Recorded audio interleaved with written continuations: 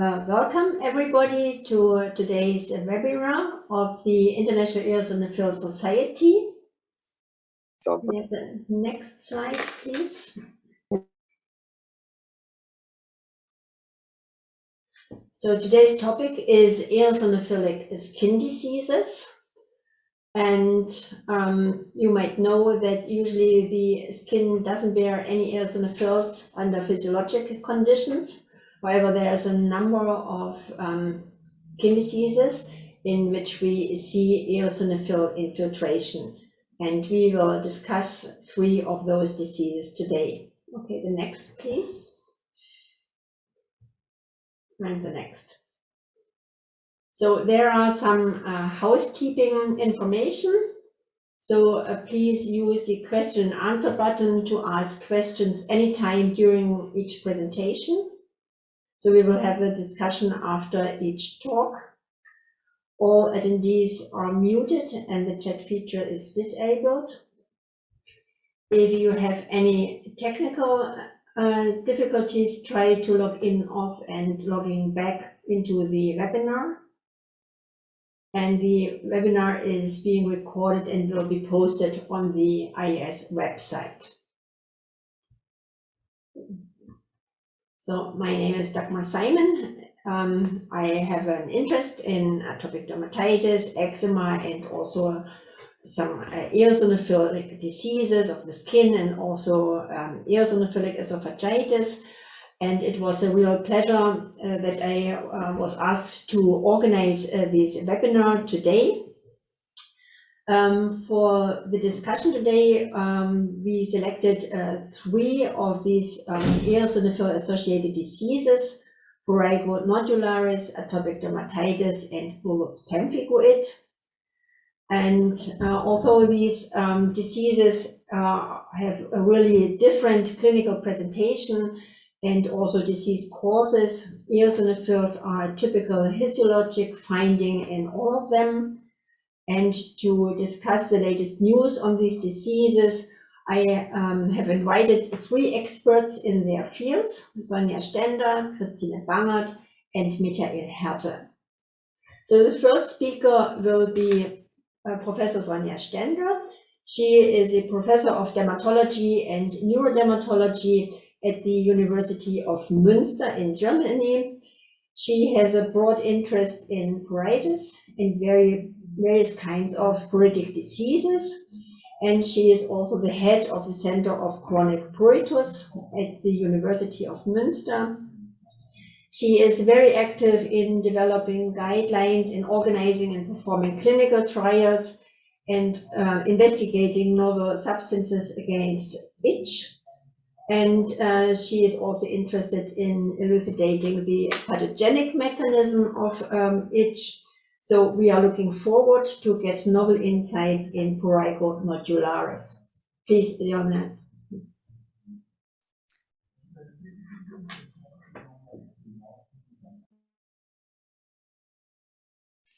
So, Dagmar, thank you very much for the invitation. I'm very happy to present here some insights into prurigo nodularis to all who are interested in eosinophils. And with this, dear colleagues, I greet you here from Germany. These are my conflicts of interests. And so when we think about prurigo nodularis, I'm sure all of you have an idea what it is just from the clinical phenotype. But when we discuss the right definition, up to 2018, there was no clear international definition. And here it is now. We worked on this in between. So we said it's very easy. Chronic prurigo or prurigo nodularis, the dominant type, is defined by the core symptoms of chronic pruritus, a medical history or signs of repeated scratching, and of course we see the typical phenotype with the pruriginous lesions. So the lesions can vary in size, but not in their typical composition. And by this we found, by analysis of large cohort of patients, we found, I just want to double check that you hear me. I think yes. Okay, so we found that there are different types, like the papular type, nodular type, plug type, umbilicated, and linear type. And as I said, this is a dominant type. More than 70% of the patients have this. And so there is a certain name for that, chronic nodular prurigo or prurigo nodularis, what is the more commonly known term for that. So there are first studies on the incidence, mostly based on retrospective analysis of databases. And you see there's variation between European and United States countries. But proper prospective epidemiological studies are still missing. So I just want to jump now right on to the pathophysiology. And the first question is, of course, when we discuss prurigo nodularis, what is the onset of the pruritus? So how does it start? And of course, it starts here in the skin. And then we can ask, what are the nerve fibers involved? And this is the traditional view that we have C fibers in the epidermis, and we have R delta and R beta fibers in the dermis, and the R beta fibers, for example, innervate also the Merkel cells. So the C fibers have been described to be those, a very small proportion of the C fibers, which sense histamine and nothing else, no pain and no mechanical stimuli. And apart from that, we have the classical nociceptors, which usually sense pain, but under certain circumstances, for example, when they are activated by cowage, they also can sense itch. You can imagine that also our delta fibers can transmit itch, and these are fibers which also respond to mechanical stimuli. And also the A-beta fibers have been described to be involved in the itch transmission. For example, they transport or they sense allonesis. So what is that? Allonesis is that, for example, when you have a mechanical stimulus that you under normal conditions sense as mechanical stimulus of the skin. Under pathological conditions, you sense it as itch. This is allonesis. And every patient with atopic dermatitis, for example, describes it when they say scratching leads to itching. So this was a traditional view, and we have now a break in that, and that we have to reorganize the classification of the cutaneous nerve fibers. And this started when we had the opportunity to do single cell analysis. And this was done, for example, in murine skin. And here sensory nerve fibers were classified as neurofilament ones, peptidergic and non-peptidergic nociceptors. And especially the non-peptidergic nociceptors, here we have 3 classes, are of interest for itch. And in current reviews, you find this already, that you have here 3 classes of non-peptidergic itch fibers. Again, defined by different expression of receptors and mediators. And here, for example, NP1, we have those who respond to LPA. And this is discussed in the context of cholestatic pruritus. The next one, chloroquine, very important experiments a decade ago demonstrated that chloroquine injected into the skin of animals can induce itching, and now we understand it's an own class, and we understand that also other drugs, for example, induce itching by activating this axis here, and they express the Merck receptors. And then we have the 3rd class, and these are the receptors for inflammatory pruritus. For example, defined by the expression of interleukin receptor, interleukin 4, interleukin 31. It is also well known that for transmission and generation of action potentials, we need expression of ion channels. And for example, in NP2 and NP3, we found the capsaicin receptor, the TRPV1. And this receptor, everyone of you knows that, I'm sure, just received the Nobel Prize. And then all other classes, NP1 to NP3, express also the cold receptor, TRPA1. And these receptors or ion channels also needed for the generation of action potential after binding of a pruritogen. So this is the very modern and view, and of course we have to sort into that model the size, the diameter of the fibers before we leave the classical, the traditional view of having A delta, beta, and C fibers, which was defined by their physiological response. When we take a look at the histology of prurigo, we see we have epidermal changes, we have fibrosis, but we also have heavy inflammatory infiltrate.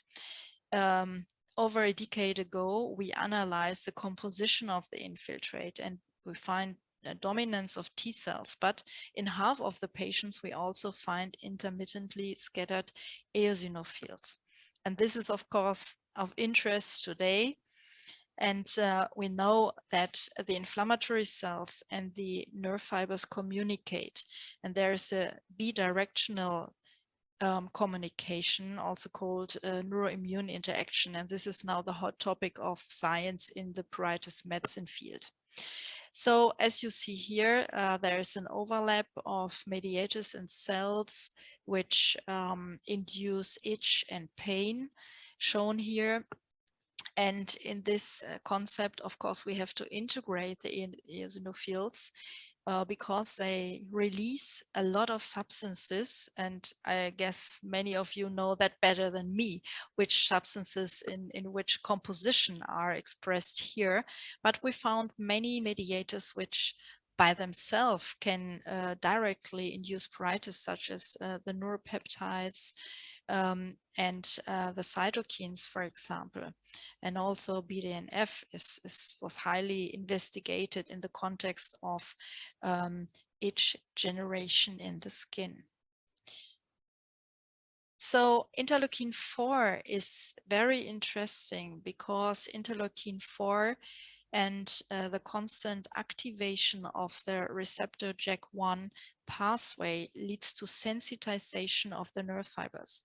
And this is an observation and a term coming from also from the pain field, that there's always a view on how acute pain and acute itch is generated, but we further have to understand the chronicity of the symptoms.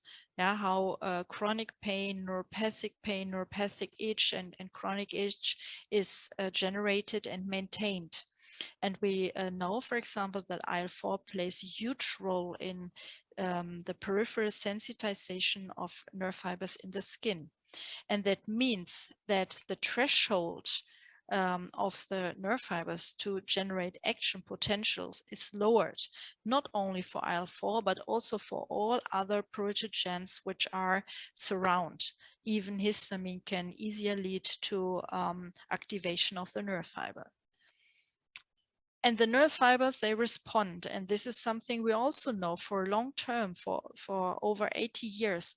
We know the so-called neurogenic inflammation. That means that once an action potential is generated in the nerve fiber, we have a release of neuropeptides such as substance P, calcineurin-related peptide, and they bind to the vessels, make a vasodilatation, and we see the wheal and the erythema. But vasoactive intestinal peptide is also released, binds to T cells, and they release IL-13, IL-5, and this leads to degranulation of eosinophils, for example. And this is of high interest for prurigo nodularis because we find so many eosinophils in the skin of PN patients. So we have here a small circuit. In the skin, we have the neuroimmune interaction, and what are now the consequences if the activated nerves release neuropeptides? This attracts immune cells release inflammatory mediators, this activates nerve fibers, and so on and so on and so on. So what happens? There is an enhancement of inflammation, there is a sensitization of nerve fibers, and a change in the neuroanatomy. Can we prove that? And this is what I want to show you now. So the first point is, what is neuronal sensitization? Can we measure it? And yes, we can measure it. And we do this by different stimuli. So for example, here we have couch stimulation of the skin. It's our common itch model at the moment that we use. And you see that the response to couch is higher, the itch response, the itch intensity is higher compared to age and gender matched controls. And this reflects the so-called hyponesis, that an itch stimulus produces higher itch intensities than normal and is a sign of peripheral and central sensitization. But we could also demonstrate that the descending nerve fibers are altered in prurigo. What is that? So when you think about activation of the nerve fibers, you usually think that they are activated in the periphery and that the signals are transmitted to the brain. But we also have strong pathways from the brain down to the spinal cord, and this acts like a filter that not all signals coming from the periphery reach the brain. So for example, if we would not have that, we could maybe not stand wearing clothes, because this would produce a lot of itchiness during the day. And this descending inhibitory control is altered in patients with prurigo. You see here that it is there, but it is not as strong and in age and sex matched healthy controls. And so we think that a lot of the activity going on in the periphery that is usually filtered is perceived by the patient and is part of this chronicity that they tell us that they have itch every day. So, but what about the anatomy? If we have an altered function, we can assume that we have also an altered neuroanatomy in the skin.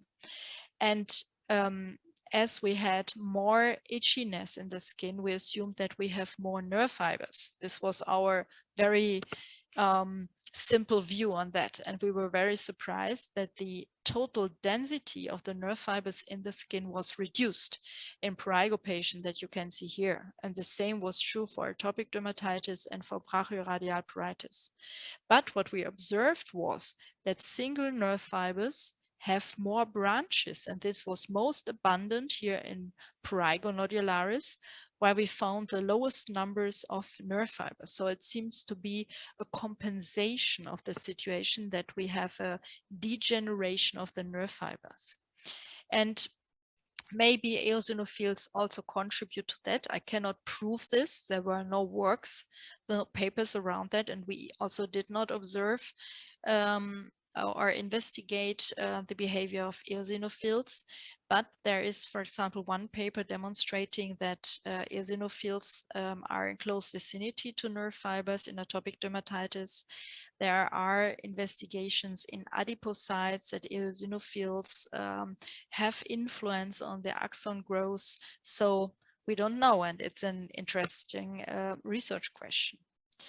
So, but however it is, there's a normalization of the neuroanatomy along with cessation of itch upon healing of the nodules, as we could demonstrate in further neuroanatomical studies. So interleukin 31 is a very important pruritogen, and there's also a connection to the eosinophils. They produce it, they self have the receptor, and accordingly, currently interleukin 31 are in the focus of the clinical development of for prurigo nodularis. There are two antagonists, the oncostatin M receptor beta for the one receptor component. Vixarelimab is the substance, and it's not yet published, but here are the first results. Studies are ongoing. So there's a good itch control and a good control of the lesions. And another substance, interleukin 31 receptor and alpha monoclonal antibody, is nemolizumab. This was investigated in a phase 2 study that is already published. And after the first injection, 4 weeks after, there was a significant drop of the itch intensity, which dropped further And now studies are ongoing with longer treatment duration, but these 3 injections were enough to show that at week 18, almost 40% of the patient showed a healing of all lesions. So to conclude here, prurigo nodularis is a very, very interesting disease, but highly burdensome for the patients. And there are a lot of neuroimmune mechanisms, not only on the Th2 pathway, but also the eosinophils, maybe also basophils, and other Th17 and 22 cells, for example, play also a role. This led already to new concepts in the therapy around interleukin 31, but also other small molecules and opioid modulators. Finally, I just want to drive your attention to our social media activities that we have. This is an awareness campaign, a global one, where also patients are involved. And then I want to thank you very much for your attention and hope I'm not too long now. Thank you very much.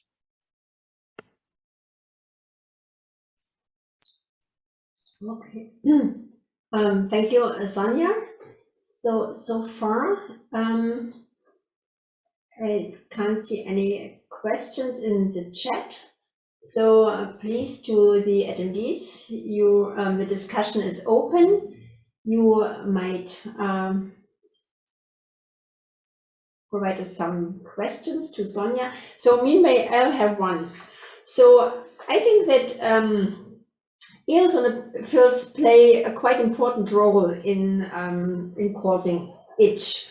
So also when we analyzed the pattern of patients with chronic pruritus, not just prurigo nodularis, one finding was that they have often a little bit of eosinophilia in the blood and also eosinophil infiltration somehow in the skin.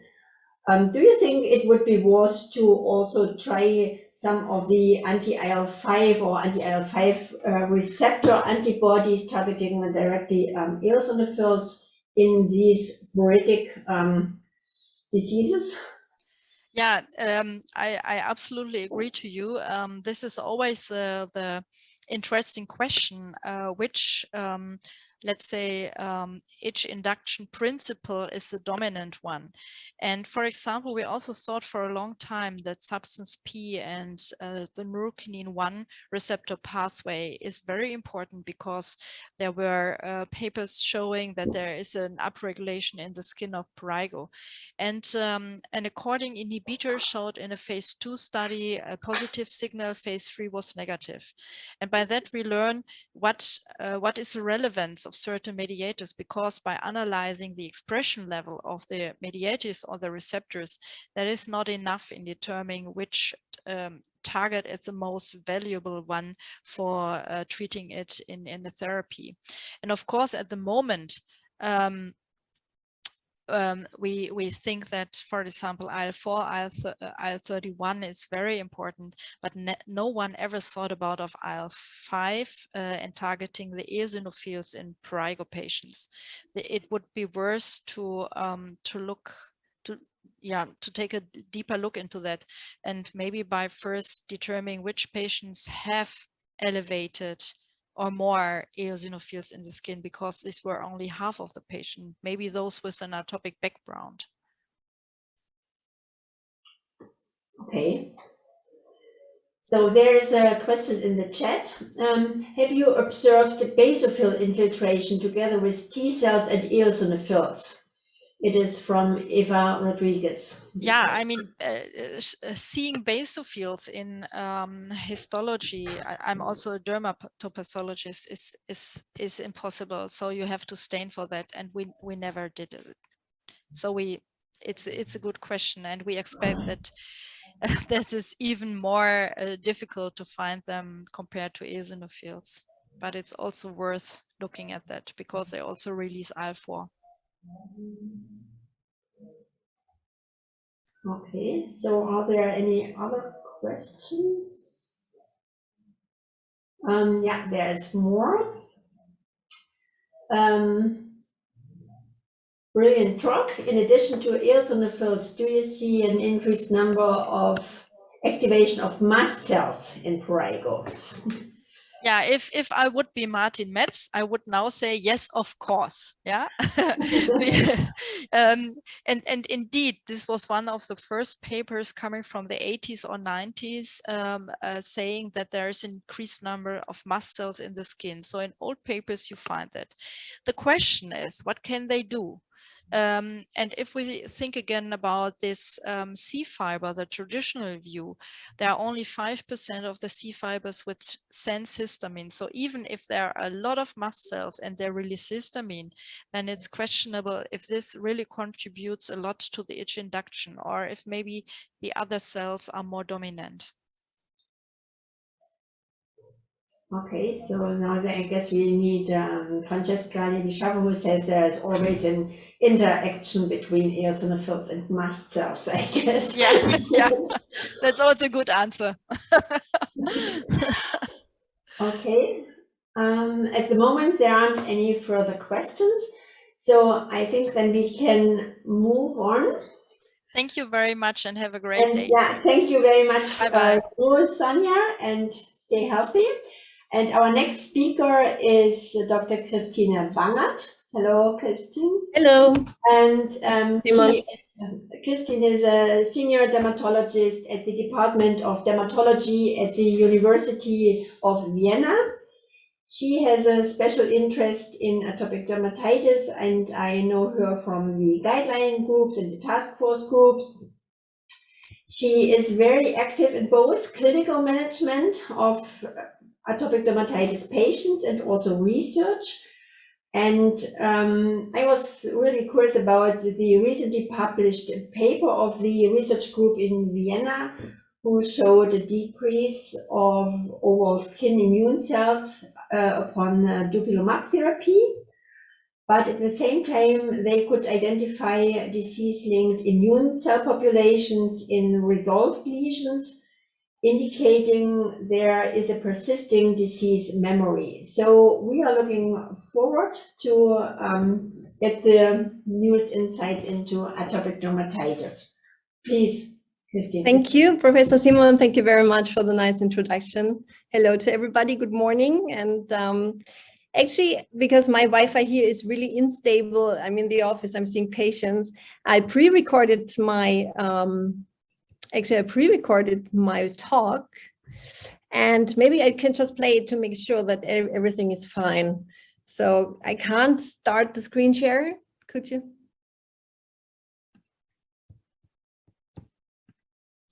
Okay.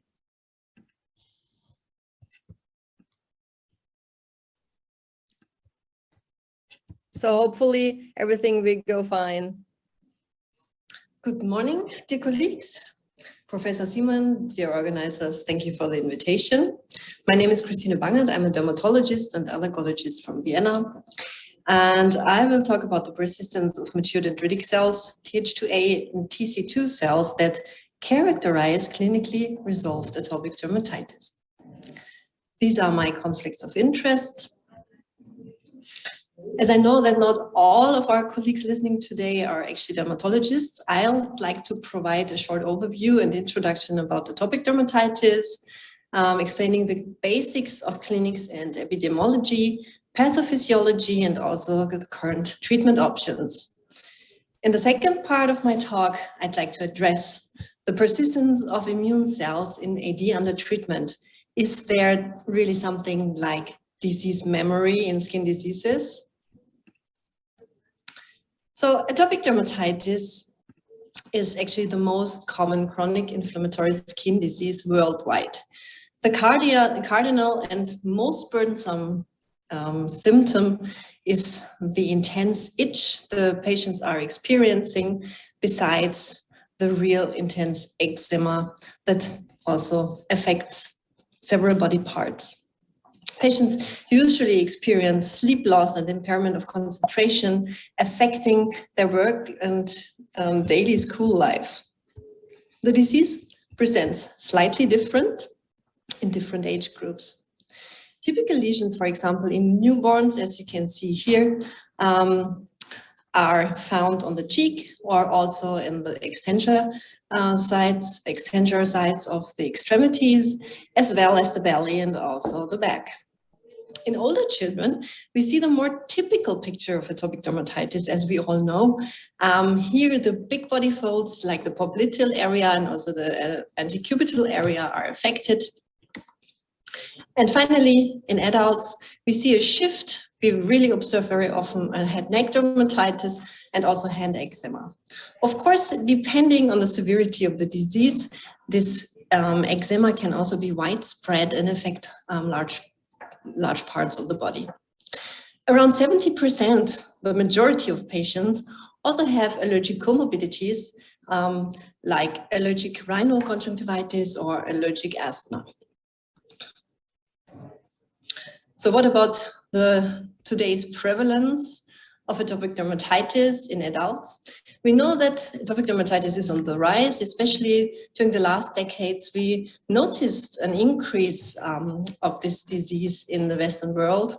And this recently published study analyzed by using an international cross-sectional web-based survey in 8 countries, analyzed about 90,000 patients according to the UK Working Party criteria in order to diagnose the atopic dermatitis. And they identified a prevalence that was between 2 and 8% for adults. Interestingly, the patients reported higher proportions of mild and moderate atopic dermatitis, and there was a lower prevalence in men and in adults over 45 years old. What about the prevalence of atopic dermatitis in children? The same group recently conducted another web-based survey using the ISAC criteria to identify and diagnose atopic dermatitis in these patients. Over 65,000 patients were included. And you can see here that the prevalence of atopic dermatitis is slightly higher than in adults. We see among the children that approximately 3 to 20% are affected across all age groups from 6 months to adolescence. Here, no overall differences in sex were observed. Boys and girls were affected equally. So what about the pathophysiology of atopic dermatitis? The pathophysiology of atopic dermatitis is principally based on 3 major deviances in the skin. We observe a barrier defect with reduced structural proteins and lipids, such as filaggrin or ceramides or free fatty acids or sphingolipids. In about 30% of the patients, the filaggrin deficiency is inherited. The barrier can further be reduced by stress-related factors such as increased pH, low humidity of the surrounding, and also psychological stress. Due to the reduced and defect barrier, we also have disturbed microbiome. We very often observe a dysbiosis of the skin with an overgrowth of Staphylococcus aureus and a decrease of the harmless commensal bacteria, Staphylococcus epidermidis. We also observe reduced antimicrobial peptides. The defensins and catalycins are reduced in the disease, and this is due to the dominance of the Th immunity. We have an abundance of IL-4, IL-5, and IL-13, IL-31 cytokines in this disease, which further contributes to the loss of barrier. So ceramides and also filaggrin are affected by these type 2 milieu. And also the reduction in antimicrobial peptides is due to the type 2 immune milieu. But all of these factors actually are dependent on each other. When we take a closer and deeper look into the skin, we'll see what is really happening on an immunological basis and what are the cellular players involved in this allergic inflammation. And you can see here We start with the non-lesional skin. We have this barrier defect very often also in the non-lesional skin. Pathogens, allergens, and environmental factors easily intrude into the skin, and keratinocytes and also fibroblasts get activated. Keratinocytes produce alarmins like IL-25, IL-33, and TSLP. They activate innate lymphoid cells, type 2, and these cells produce, again, type 2 cytokines, which activate Th2 cells, but also eosinophils are attracted into the lesion by the expression of eotaxin from fibroblasts and also keratinocytes. So the Th2 cells, they produce a large amount of type 2 cytokines like IL-31, which increases the pruritus and the itch in this disease. And this further reduces the barrier, increases the barrier defect. Dendritic cells are activated, and in acute lesions, we also have an influx of other T cells like Th22 cells and Th17 cells.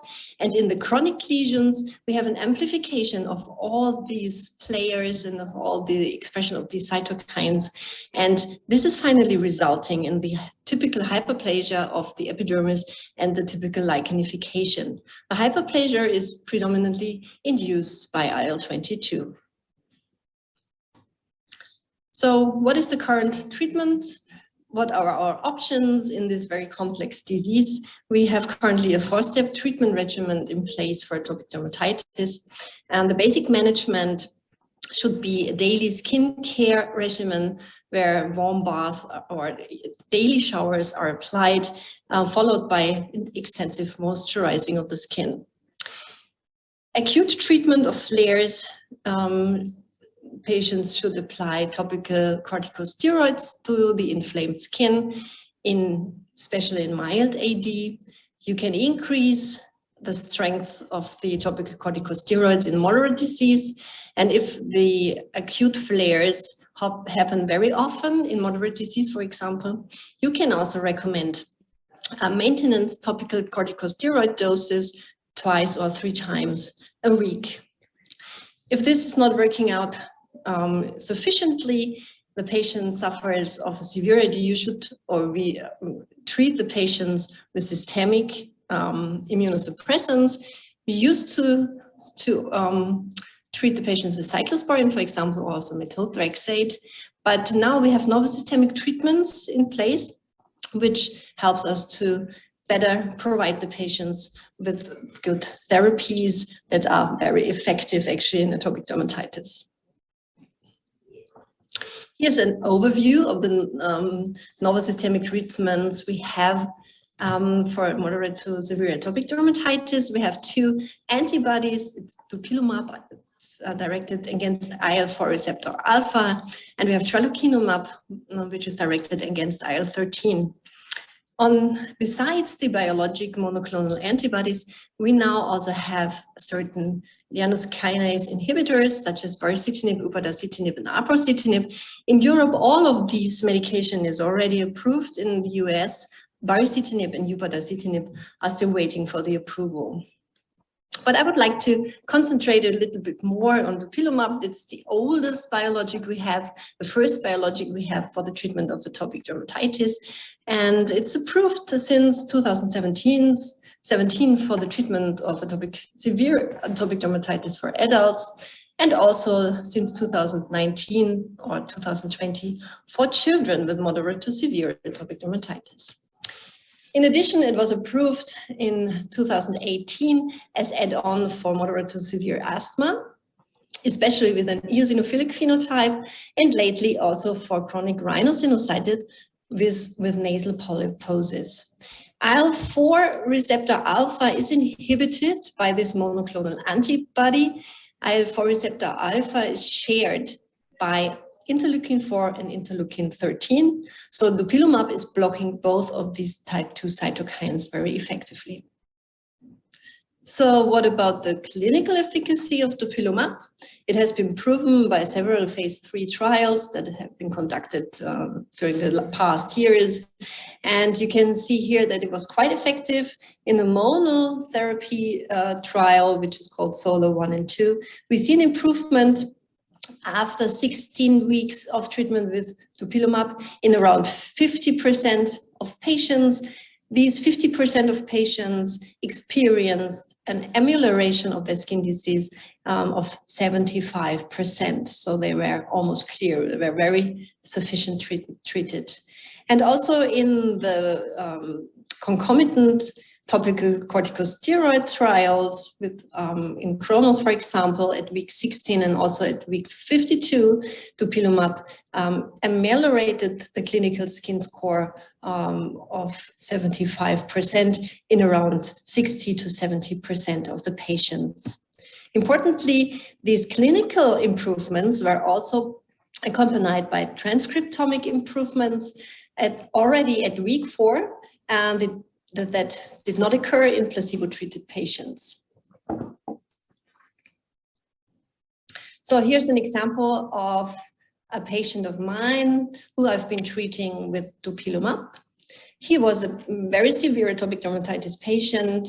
He was treated with several therapies before dupilumab has been available, and nothing was really helpful enough. And this was his skin condition before treating.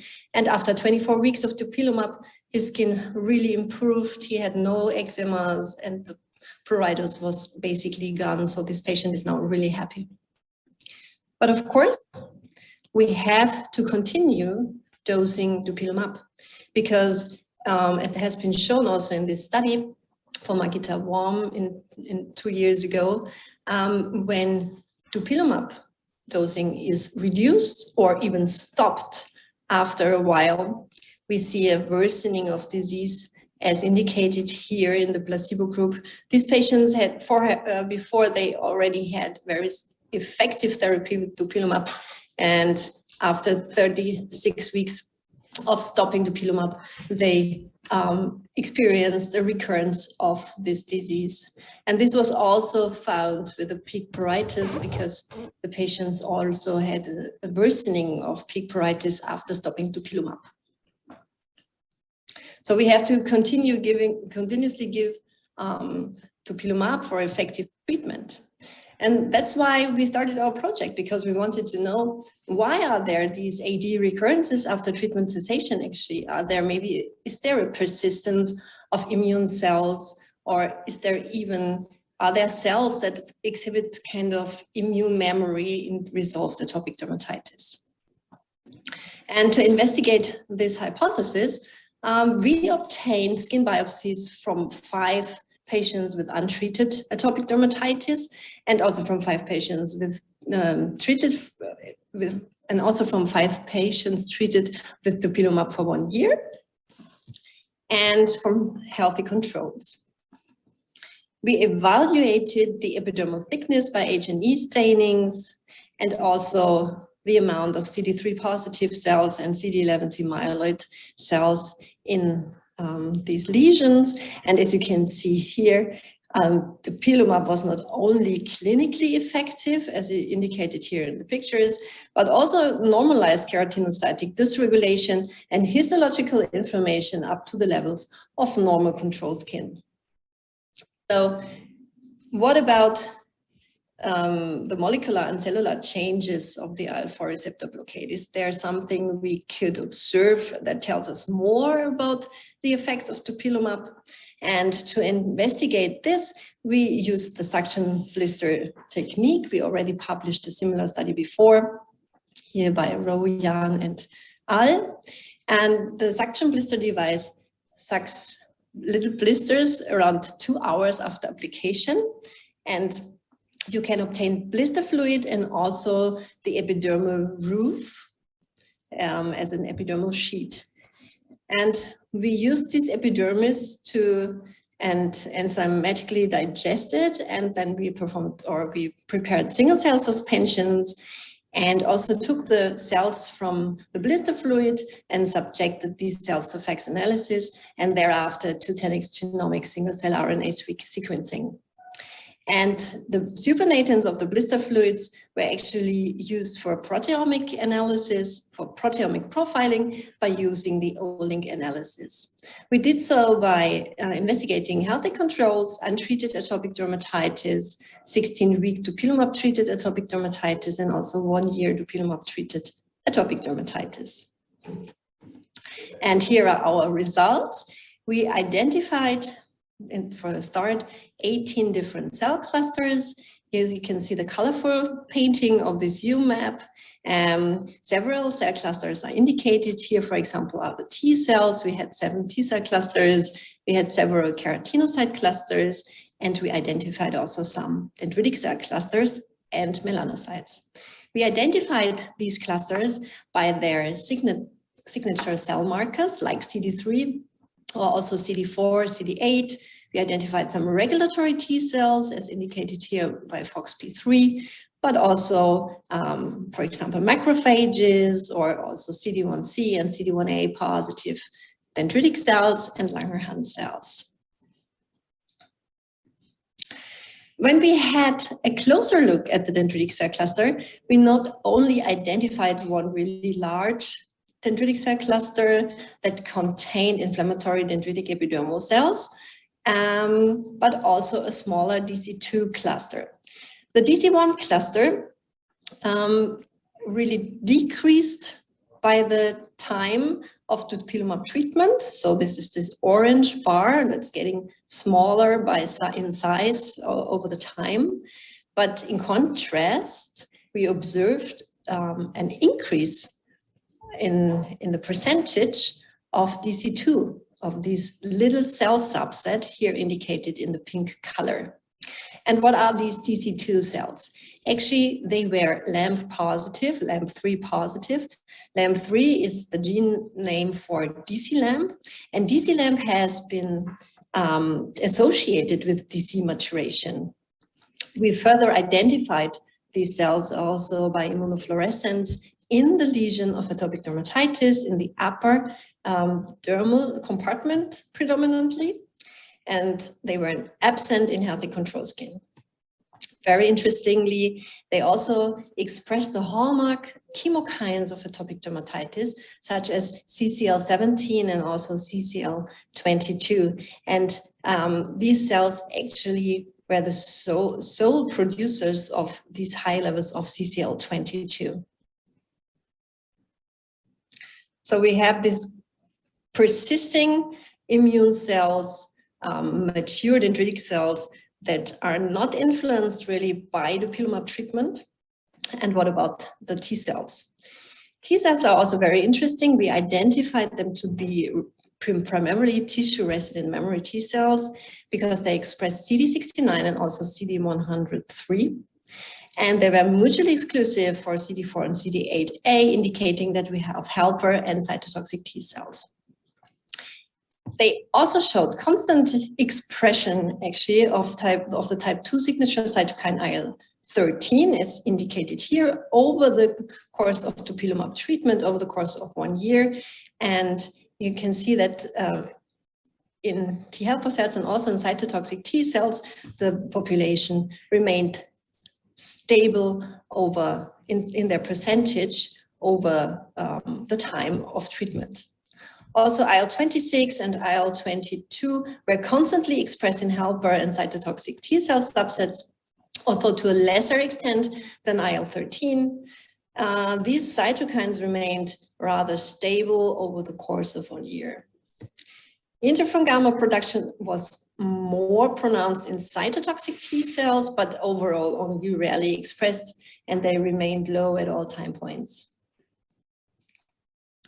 So when further characterizing the T cell subsets, there was especially one subset that caught our attention. There was this TC3 subset here on the bottom in blue, because this subset expressed prostaglandin D2 receptor 2, which is the gene name for chemoattractant homologous molecule, CRTH2, which is known to be expressed exclusively on Th2 cells and is specifically also involved in mediating the pro-inflammatory chemotaxis of eosinophils, basophils, and Th2 lymphocytes during allergic inflammation. This small population persisted over the course of the dupilumab treatment, as you can see here, and it was basically absent in human healthy skin. This population, TC3, were also the only producers, or they only expressed IL-17RB, which is the receptor of IL-25 of the alarmin expressed by keratinocytes. And these cells also expressed CD161. We also were able to identify these cells in the upper dermis by immunofluorescence double stainings. You can see here we stained for CRTH2, and we detected these cells in untreated lesions and even more in CR after 1 year of dupilumab treatment, and they were absent in human healthy skin. Besides IL-13, these cells were also the only cells that produced other type 2 cytokines, such as IL-5 and IL-31, and they expressed other alarmin receptors. Besides IL-17RB, they also expressed receptors for T-cell P and for IL-33. So what is this little population? And we did a research and found this publication from Eric Rombra from 2017.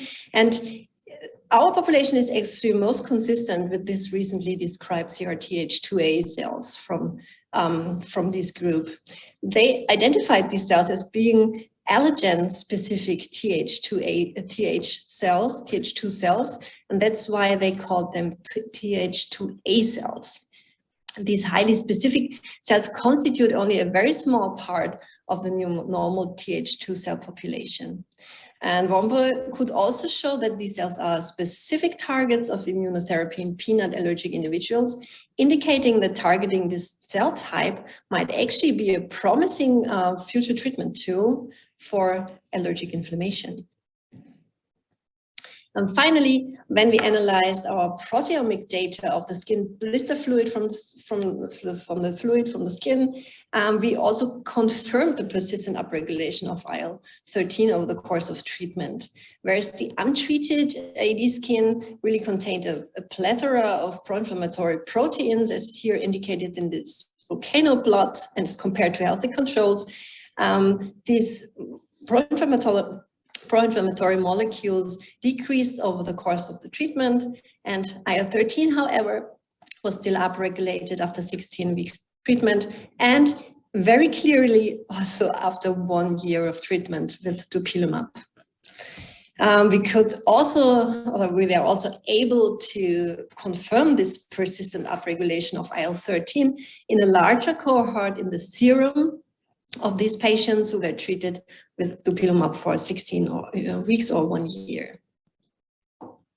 So in summary, I showed you that AD skin under IL-4 receptor blockade under dupilumab treatment showed clinical and overall histological normalization of atopic inflammation, but there are persisting cell types in the skin despite this successful clinical resolvement. We see the persistence of mature dendritic cells that still show substantial pro-inflammatory activity by the expression of CCL22 or CCL17. We also see persistence of type 2 inflammation in AD skin up to 1 year of treatment. We also newly identified Th2A cells in atopic dermatitis and identified them also as main producers of type 2 cytokines.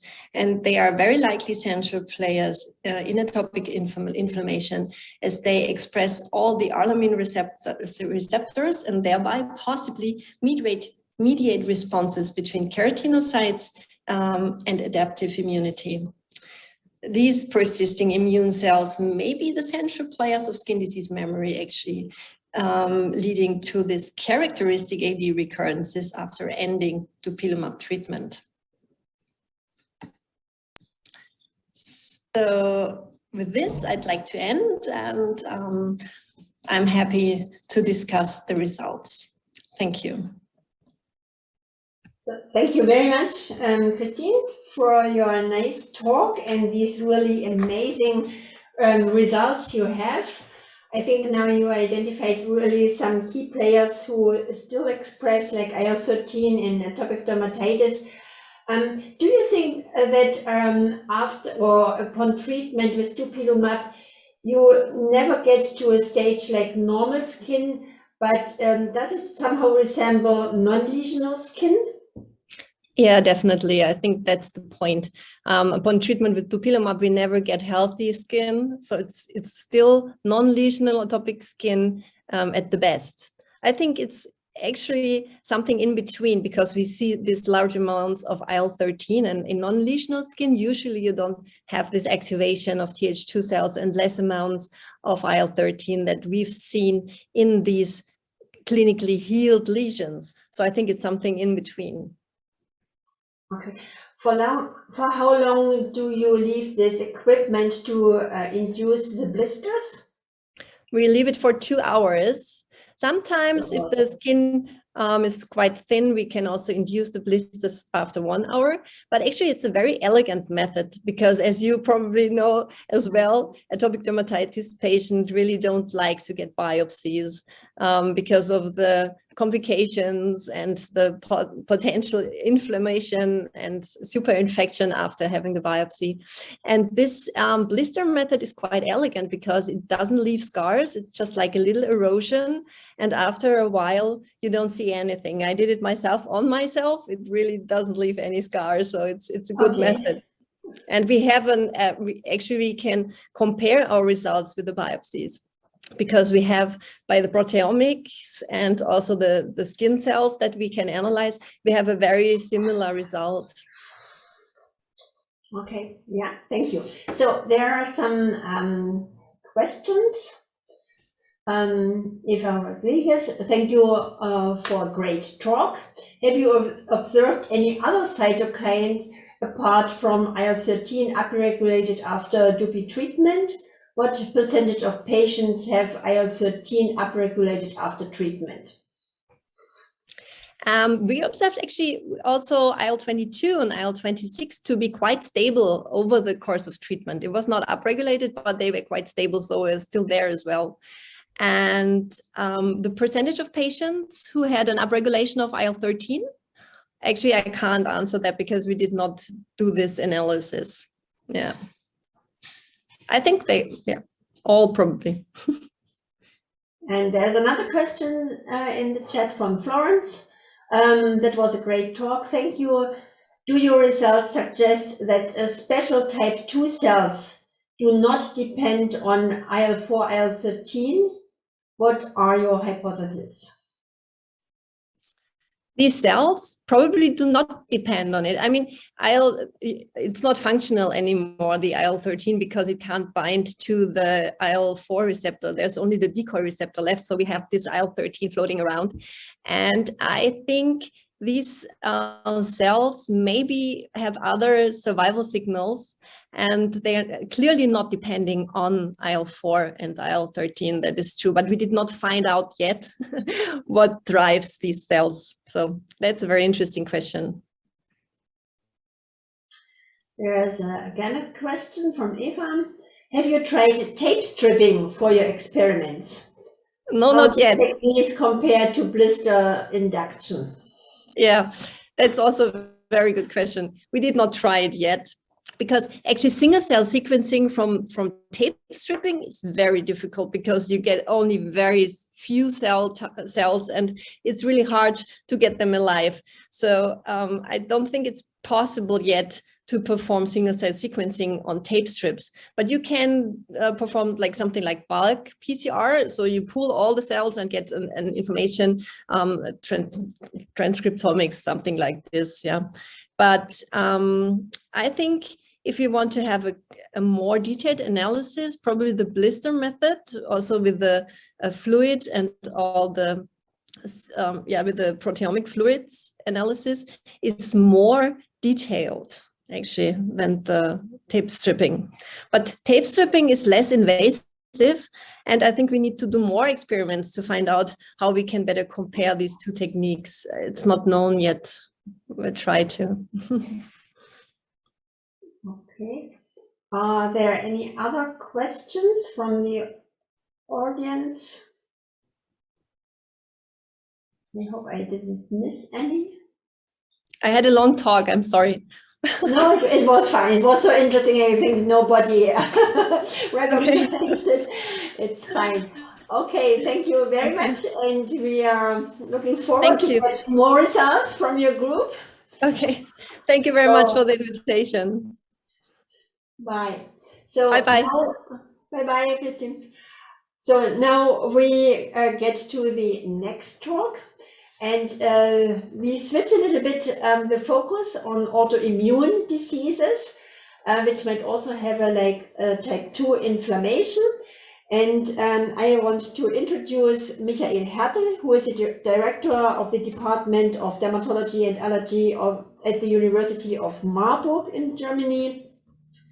He is really an expert in autoimmune bullous diseases, both pemphigus and bullous pemphigoid.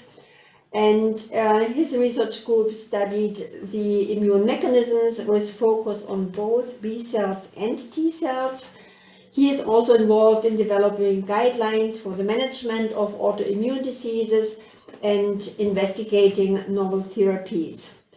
So nice that you accepted our invitation, Michael, and the stage or microphone is yours, please. Yeah. Hello, Dagmar. Thanks a lot for the invitation and for the nice introduction. So I'm just loading my presentation. Let's see where we are. Can you see it now? At least from my point, it should work. Dagmar, just give me a short sign that I'm on with my presentation. I can see it. We see it. We see it. It's fine. Yeah. That's fine. Thanks. Yeah. So my talk is on type 2 autoimmune response in pemphigus and pemphigoid. These are my conflicts of interest. And it just as let's say a general algorithm on autoimmune bullous disease, here we are dealing with rare diseases, acquired inflammatory diseases of the skin, in which antibodies, mostly IgG antibodies, target distinct adhesion molecules of the skin, such as in desmosomes, the desmogleins. This is characteristic for the pemphigus group, or adhesion molecules of hemidesmosomes in the pemphigoids, such as BP180, BP230, or even underneath the basal membrane zone in epidermolysis bullosa acquisita, type 7 collagen. So in the clinical phenotype, evolving from the loss of adhesion either in the epidermis at the level of the basement membrane zone or underneath the basement membrane zone, is kind of reflects the damage. In pemphigus, we are dealing with rather fragile blisters because let's say the blister roof in the epidermis is fairly thin. In the pemphigoids, we do see tense blisters because we're dealing here with a situation where the entire epidermis detaches from the basement membrane zone, and in epidermolysis bullosa, where the defect is even deeper underneath the basement membrane zone, we have a scarring phenotype, loss of, let's say, structures, adnexal structures such as the nails or the hairs, for example. So here we have scar formation. The characteristic of autoimmune bullous disease, this is a busy slide. It just gives you an overview of what happens in pemphigus, bullous pemphigoid, and epidermolysis bullosa. We have, we can visualize the tissue-bound antibodies either in this network pattern in pemphigus, linear deposits at the basement membrane zone in the pemphigoids and EBA, and we have substrates such as monkey esophagus, other substrates where we can identify these antibodies also in the sera of the patients. And of course, nowadays, we have additional means such as ELISA techniques or immunoblot techniques where we can visualize antibodies against distinct components let's say, these adhesion structures, which are now available as recombinant proteins. So let us start with pemphigus. That's basically the first paradigmatic disease of autoimmune bullous disease. Here we have a fairly well-characterized pathology, antibodies that target desmogleins in desmosomes, so classical adhesion structures between keratinocytes induce a loss of adhesion, and this leads to blisters, fragile blisters of the skin or mucous membrane. And you see basically where the antibodies bind, there's also the pathology, the loss of keratinocyte adhesion. And we have learned in the past quite a bit about the immunological regulation of autoantibody formation, and I will allude on this in the following a bit. So we can, on the average, relate certain autoantibody profiles quite well to clinical phenotypes. So antibodies against desmoglein 3 in pemphigus relate to the involvement to blister formation or formation of erosions at the mucous membranes, because desmoglein 3 is an important epidermal adhesion molecule at the mucosal tissues. In addition, when these patients develop antibodies against desmoglein 1, which is more profoundly expressed in conified epithelia, such as the skin, we do see blister formation erosions on the skin, as you can see also the scalp areas, which have a high expression of desmoglein 1. And when you have the combination of both desmoglein 1 and desmoglein 3 antibodies, you have involvement of the mucosal membranes, as I've shown you before, and the skin as well. So we nowadays utilize in our diagnostics this knowledge. When we take biopsies, we can, of course, first of all, determine the level of blister formation, which is in the epidermis, that is characteristic of pemphigus. But we can also identify, detect tissue-bound IgG antibodies that target the desmosomes, and we can take patient sera to detect these antibodies on substrates such as monkey esophagus. And of course, we have ELISA systems with recombinant desmoglein 1, desmoglein 3 to detect these antibodies and also to quantitatively titrate them down. So we can basically relate clinical activity to the extent of antibodies in the sera of these patients. We have other substrates such as biochip, where we have substrates that express distinct autoantigens. So coming from here, it's nowadays quite easy to establish the diagnosis of pemphigus. What is kind of characteristic, what leads us, let's say, to our assumption, our hypothesis that pemphigus is a type 2 immune response? We do see these urticarial lesions that we see in, let's say, in urticaria, a classical allergic type 2 driven disease, and in the skin, we do see eosinophils. There are quite a few red spots in here. As you can see here, this is basically the overview. This is, let's say, at a higher magnification. So there are many eosinophils in the skin, also a few T cells, but mostly it is eosinophils. And we also see other, let's say, type 2 related phenomena. We see, of course, first of all, IgG antibodies against desmoglein 3, which more or less relate to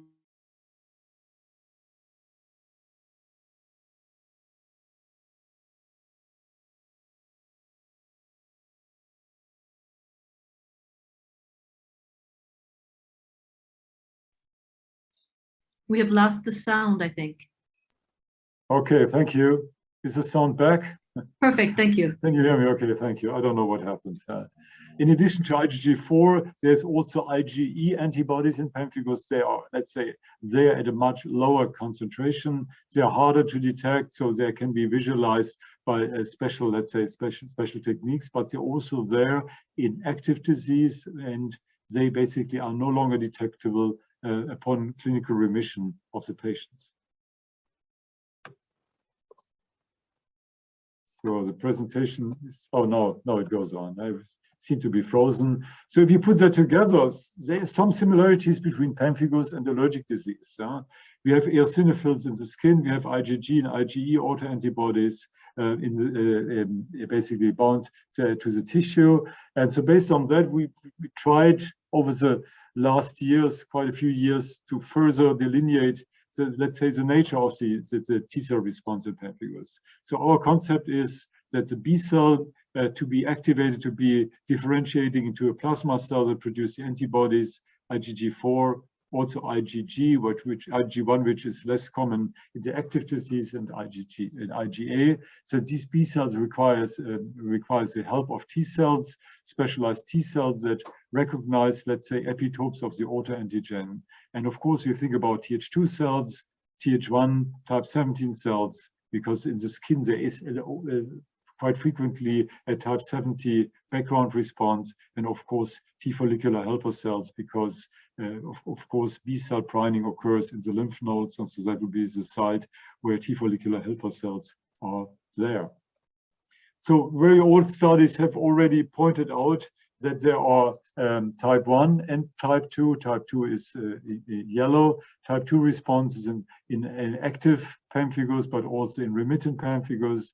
Pemphigus has a certain characteristic, which is a strong link to certain HLA class 2 alleles. There's a certain class 2 allele DR4/2, which is very common in pemphigus patients, which is important for the presentation of the autoantigen to autoreactive T cells. And of note, healthy carriers of this pemphigus-associated class 2 allele also carry T cell responses, but these are of the type 1 phenotype. They have a type 1 function, they produce interferon gamma, but there are no type 2 cells in the peripheral blood of healthy carriers of the pemphigus-associated HLA class 2 alleles. Basically, using additional techniques here shown is ELISpot assay, we have shown in a larger cohort of pemphigus patients that type 2 cells are, let's say, of interest. A cohort of more than 50 pemphigus patients versus healthy controls, you see that in the pemphigus patients, there is basically a significant higher number of IL-5 producing type 2 cells specific for desmoglein 3 compared to healthy controls. These T cells, type 2 T cells, are, let's say, more frequent in the pemphigus patient off treatment versus healthy controls. And once these patients are treated with immunosuppressants, of course, the frequency of these autoreactive T cells goes down. Of course, that is a therapeutic effect. They go down to the background level, baseline levels of the healthy controls. And also in active disease, there is a higher frequency of type 2 autoreactive T cells compared to healthy controls. So that all makes sense. If you look here, it's just an overview again. Response to desmoglein 1 follows the same rule. If a type 2 response against desmoglein 1 and desmoglein 3, they're significantly higher in a PV patient compared to healthy controls. So further on, since let's say the priming of the B cells presumably takes place in the lymph nodes, we looked for T follicular helper cells, and we found an increased number of TFH cells in pemphigus patients compared to healthy controls, and also of IL-1 positive desmoglein 3 specific T cells in the pemphigus patient compared to the healthy controls, and also IL-27, IL-21 producing T cells in pemphigus are of course more common in healthy controls, and also more common in myasthenia gravis as a control disease than we would have seen just in untreated individuals.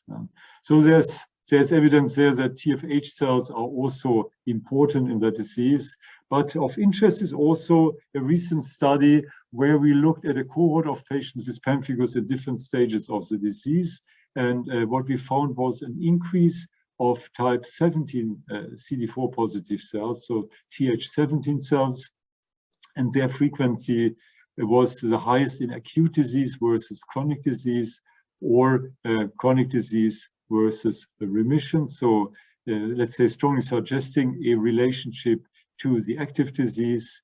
And so that is for memory cells, T cells, but also for naive T cells, the same algorithm. And when we isolated type 17 T cells from PV patients in acute stage, and when we co-cultured them with B cells from the same patients, we were able to show basically the production of antibodies shown here by this OD. So T follicular helper cells with a type 17 profile were the strongest inducers of pemphigus autoantibodies, followed by TFH2 cells, but that is almost background. Yeah? So for TFH17 cells were the strongest inducer of pathogenic antibodies in this setting shown here. What happens in the skin? Of course, in pemphigus, there's not only eosinophils, there's also T cells at various degrees. We all know that tissue-resident T cells play a role in many inflammatory diseases, and particularly in pemphigus, the antibodies bind everywhere, but the pathology, so the blister formation, does not occur at all the sites. So we assume that a pro-inflammatory environment created by, let's say, resident T cells is important. And of course, there is some, let's say, data on T cells, pro-inflammatory T cells in pemphigus skin lesions, which points to a TFH-like phenotype of these T cells. So we talk about these tertiary lymphatic organs, such as in the gut, and there's also evidence that these, let's say, tertiary lymphatic organs, such as, let's say, lymph follicles, may also occur in the skin. And we're currently working up skin biopsies from the patients more extensively, and what we see is, in fact, here we looked at CD4 cells and Treg cells. We see between healthy skin and pemphigus skin a major difference with regard to ICOS positive CD4 cells, OX40 positive CD4 cells, and also with regard to Treg cells in the skin, an increase of ICOS, OX40 and OX40 positive Treg cells in pemphigus skin lesions. So that all supports the concept that type 17, type 2-like T cells may be also critical in the skin. As I said, we're further characterizing inflammatory T cells in the skin of pemphigus patients. So what is basically the focus of the current treatment? So the current treatment in general is a global immunosuppressive treatment consisting of immunosuppressive drugs such as glucocorticoids and immunosuppressive adjuvants, but there's also a major focus on targeting B cells. Rituximab is such a compound, and there's much literature now on the efficacy of rituximab in pemphigus. But there's also now, let's say, for the future, there's also an impact on targeting T cells in pemphigus. And we are currently performing a phase 1 trial in down-regulating T cell response to see whether that can ameliorate the disease on the long-term run. So Ige antibodies, T cells, B cells, but the B cell is a major target now. But we, as I said, we're trying to focus on the T cells to see whether they would constitute a good therapeutic target. And so there's several studies out there. Induction of tolerance, that is our approach. Inactivation of T effector cells by targeting transcription factors, targeting of TFH cells, so follicular T helper cells, and of course the expansion of T regulatory cells, or the restoration of Treg function, which seems to be compromised in pemphigus. So these approaches are all being, let's say, played in other diseases, so they may also in short become operative in pemphigus. There's a trial on Tregs in pemphigus in the United States, in Los Angeles. The pemphigoids, another autoimmune bullous disease, much more common than pemphigus.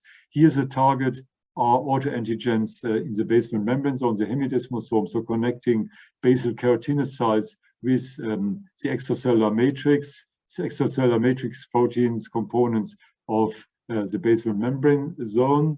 In the pemphigoids, autoantibodies bind to these hemidesmosomal antigens just above the basement membrane zone, but here it is critical that complement is activated, that IgG antibodies, IgG1 antibodies activate complement, and complement activation leads to the influx of innate immune cells such as mononuclear neutrophilic granulocytes, macrophages, and they produce, let's say, proteolytic enzymes such as the metalloproteinases that cleave the autoantigen BP180, and then leading to the loss of adhesion at the site of the basement membrane zone.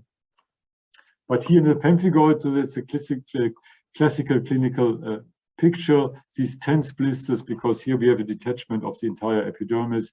We see these urticarial plaques which we know from type 2 allergic diseases, elderly patients, and a hallmark is pruritus.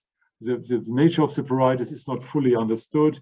So in addition to blisters, there may be also eczematous lesions, prurigo-like lesions, so very heterogeneous, but the common denominator in these cases that can be also worked up in the clinic when we establish the clinical diagnosis is in the skin linear deposits of Ige antibodies at the basal membrane zone, which target BP180 and BP230, so autoantigens that can be monitored by ELISA and again by indirect immunofluorescence. Patient sera target, let's say, basal membrane zones of epithelial tissues such as monkey esophagus again, or human skin, which is split to visualize, let's say, the autoantigens of bullous pemphigoid, which are in the blister roof. So in the skin in the pemphigoids, there is really a high number of eosinophils, very high number of eosinophils. You see the itching, you see the scratching lesions. So really a high number of eosinophils also lining up here, as you can see. And we do see quite a few elderly patients which pruritus, eczematous lesions with eosinophils, which do not fully fulfill the criteria of bullous pemphigoid, who have antibodies against BP180 or BP230, but do not yet have, let's say, Ige antibodies bound to the tissue. So at least these antibodies are not visible. So maybe the serum antibodies are not, let's say, do not have the highest affinity available to bind to their target antigens in the skin. But this group of patients, let's say these pre-pemphigoid patients at risk developing bullous pemphigoid elderly patient is out there, and they all have pruritus, they all have eosinophils in the skin. And it will be interesting, nobody has addressed that, to understand the impact of the eosinophils in further promoting the immunological loss of tolerance, which eventually leads to the detection of tissue-bound antibodies and the clinical outcome, as I have described before. So again, patients at risk with these antibodies against BP180, BP230, pruritus, age is also a factor which promotes loss of immunological tolerance. Chronic inflammation leads to, let's say, to that certain autoantigens of the skin become available, can be seen by the immune system, and the chronic inflammation, which lowers the threshold for the break of tolerance. So in the pemphigoids, what is out there? Similarly to pemphigus, the B cell is an important structure, but also here there's awareness that these B cells require T cells as supporters, as helpers, and of course the antibodies are a target. Here rituximab, this anti-CD20 monoclonal antibodies also of use, but not as effective as in pemphigus. So it's interesting, the numbers of clinical remissions are lower, much lower than in pemphigus. But again, here, the T cell is a target. And of note, there is a drug already approved for the treatment of atopic dermatitis. You heard about the Pyloma, an antibodies against the IL-4 receptor, and there's an ongoing trial now to introduce dupilumab in bullous pemphigoid, assuming that bullous pemphigoid also consists of a type 2 T cell response, which may be targeted here by inhibition of IL-4 secreted by these autoreactive T cells.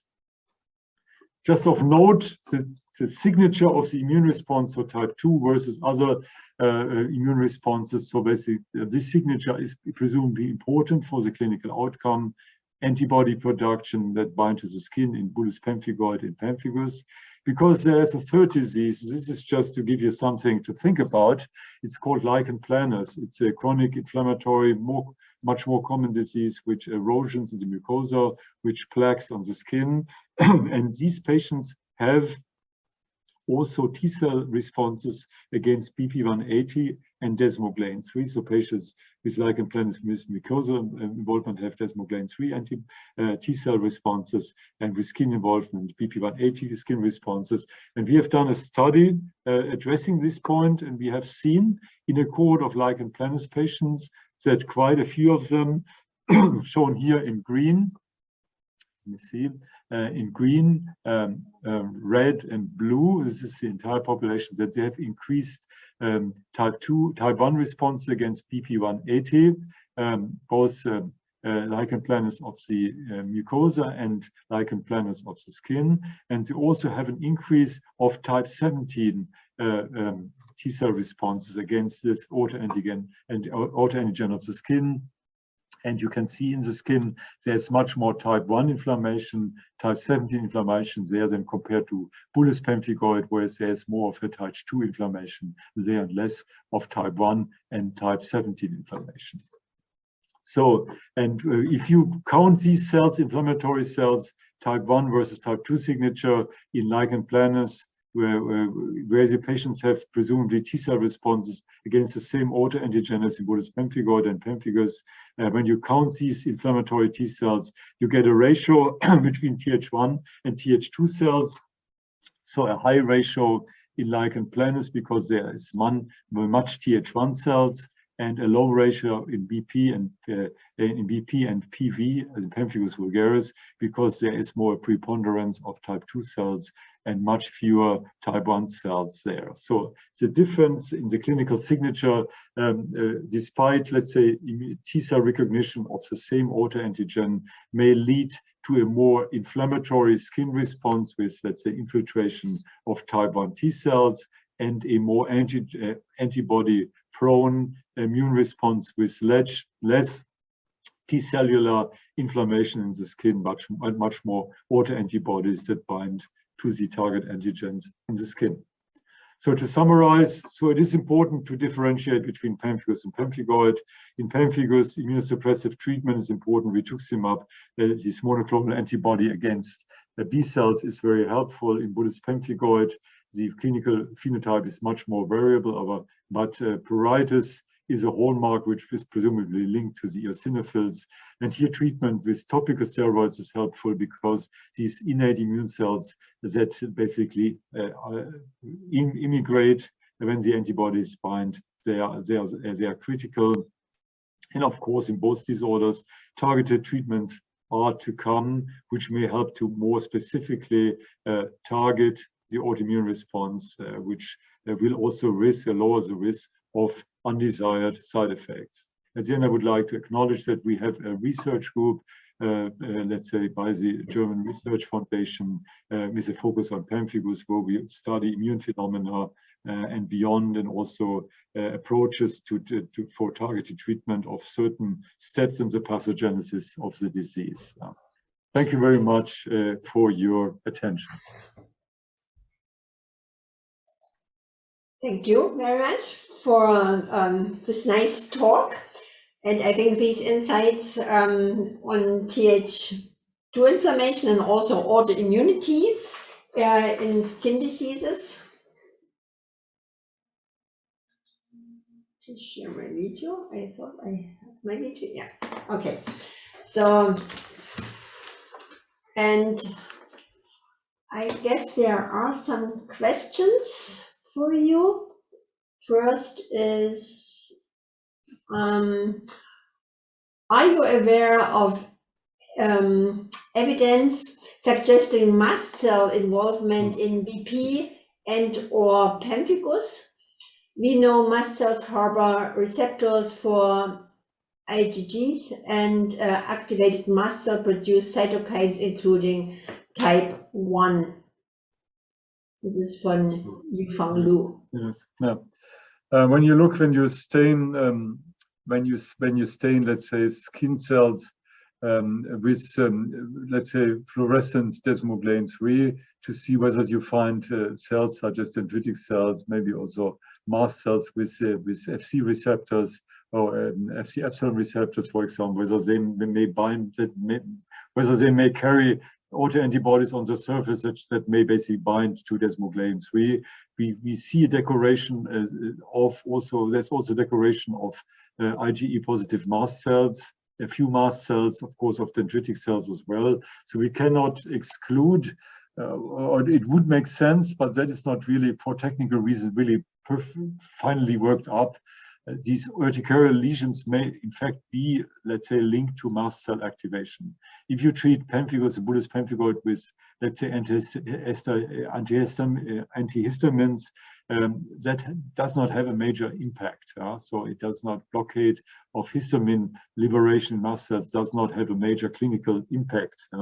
But these urticarial lesions still may be linked somewhat to mast cell activation. That would make sense. And of course, mast cells may help shape also this type 2 IL-4, let's say, dominated type 2 inflammatory setting in the skin. That is, we're currently isolating cells, non-T, non-B cells, other inflammatory cells from skin lesions to see what their profile is. We're on a single cell level. We're not there at the end to really understand what is there beyond T and B cells in skin lesions. I would also have a question to you, Michael. The eosinophils, do you think they are really there from the beginning, or is it more a reaction to the somehow impaired barrier of the skin after this autoimmune reaction and blistering? That's a good question. Not every patient has eosinophils in the skin. In some patients, it's very prominent. This eosinophilic spongiosis, for example, this, let's say, detachment of the cells with eosinophils. That's a good question. I've seen the T cells come first. There is resident T cells in the skin, and as I pointed out, we have a predilection sites where blisters occur despite, let's say, distribution of the antibodies all over the body. So eosinophils may be, let's say, activated by the resident T cells, that pro-inflammatory T cells that are there already. I do not see a direct link to the antibodies, because then the eosinophils should be there at all the stages when the antibodies are in the skin, and the antibodies persist for a long time. But they are mostly there, let's say, in acute phases, but not in, let's say, the more chronic phases. Okay, thank you. I think we really, it's now at our time, 5 p.m. No, it's fine. Thank you very much, Michael, also for this interesting talk. And I think with that, we can somehow close the session. And from my side, I really want to thank all the speakers for their fascinating talk, and I hope that they caught not just my attention as a dermatologist, but also of the others. And maybe I ask Florence, do you have any announcements or yes, I do. Closing remarks? I do. Thank you, Dagmar. I join you for the thanks that you extended to the speakers. We had some very, very nice talks today. I would also like to thank you, Dagmar, for selecting these talks. The skin is really a fascinating organ. It's so easy to access and to observe. And it has really paved the way to understanding how we mount type 2 diseases throughout the body, because it's so easy to access and easy to study how disease can persist or resolve. And we have seen some really, really nice insight today. And we can see even that it's being even easier to access with this really nice technique that was presented with the formation of these blisters. So I would like to just close with a few remarks, and the next slide, please, announce the next webinar. So it's going to be held as usual at the end of the month on a Wednesday. We are going to have presentations on predictors for biologics in eosinophilic disorders. This webinar will be organized by Manali Mukherjee as well as Praveen Akathoda, and we have some really, really nice talks lined up. So I hope that you will be able to join us for the upcoming webinar. Next and final slide. For those of you who would like to know about our program, who would like to eventually join our mailing list if they're not already on it, well, you can write an email to Kate and Andrea. You can see the address here, and I look forward to seeing you again at the next meetings that we'll be organizing. Thank you very much for your attention.